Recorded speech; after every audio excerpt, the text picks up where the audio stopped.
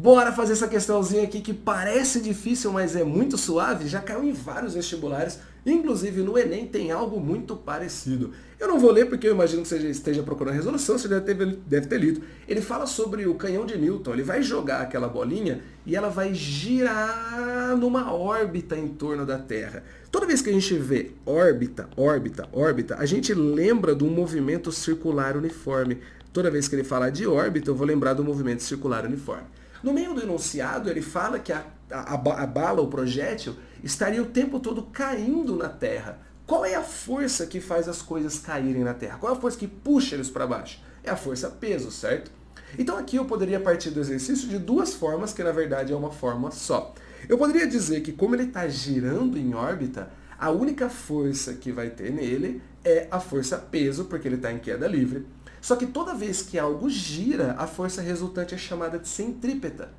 Então eu vou dizer para você que a força centrípeta é a força peso. Então toda vez que alguma coisa estiver em órbita, eu digo que a força centrípeta é a força peso. Isso é regra. Toda vez que estiver em órbita, a força centrípeta é a força peso. Então o que eu vou fazer com a força centrípeta? Eu vou falar que é massa vezes a aceleração centrípeta e vou dizer que isso aqui é massa vezes a gravidade. O outro jeito que eu falei para você que daria para fazer é considerar o seguinte: se ele está em queda livre, ele está sob a ação da gravidade. Mas se ele está girando, a única aceleração que ele tem é a centrípeta. Então eu poderia dizer que a aceleração centrípeta é igual à gravidade. Mas por que eu falei que ia chegar no mesmo lugar? Porque se eu cortar a massa aqui, eu apareço lá. Então, toda vez que você entender um exercício de alguma coisa em órbita, você pode falar que a centrípeta é a gravidade ou a força centrípeta é o peso. Show de bola, né? Então, aqui a gente vai colocar a velocidade ao quadrado pelo raio. Isso aqui é igual a gravidade, que vale 10. E aí, quando eu coloco a gravidade valendo 10, eu coloquei ela em metros por segundo ao quadrado.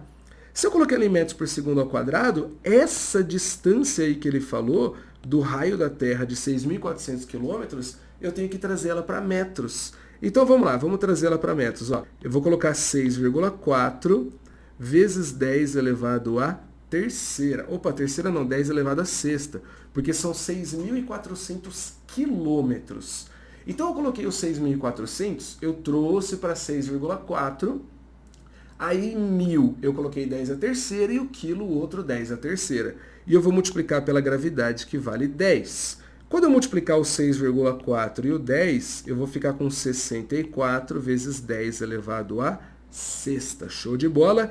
E aquele 2 ali, ele vai passar para cá em forma de raiz. Então essa velocidade, ela vai ser de 8 vezes 10 à terceira metros por segundo. Mas o exercício fala para a gente que a velocidade é de 8 quilômetros por segundo, trazendo esse 10 à terceira no lugar do K, a alternativa A de iPhone. E aí, curtiu? É uma questão simples, uma questão clássica e já caiu várias vezes. Espera seu like, espera sua subscribe e tamo junto nas próximas resoluções.